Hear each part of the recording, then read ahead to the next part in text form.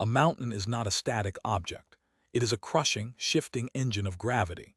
You will see how we survive underneath that weight. Mount Everest stands at 8,848.86 meters in the Mahalangur Himal subrange.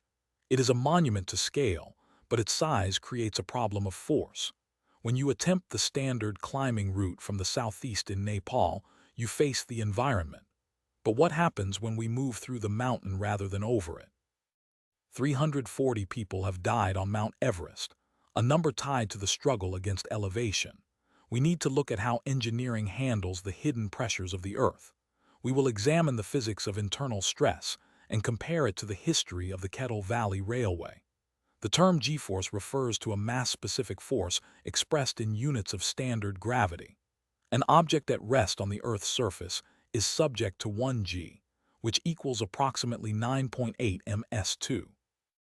This is the baseline of our existence. G-forces involve internal mechanical stresses transmitted through objects.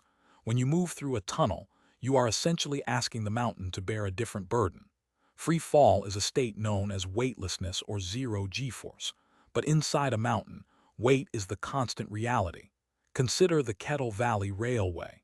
It was a subsidiary of the Canadian Pacific Railway.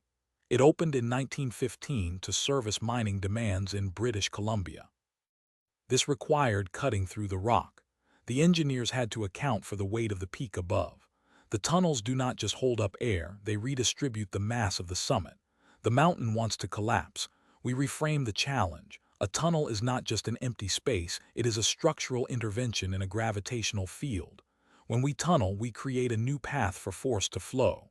The rock above is not resting, it is pushing. It is a slow, constant mechanical stress. If the geometry is wrong, the mountain takes back the space. We have learned to redirect this energy. We use the architecture of the arch to divert the pressure into the ground. It is a quiet balance. The mountain remains a massive feature, and we remain transient, moving through its base. We respect the gravity that defines the peak and the tunnels that let us pass beneath it.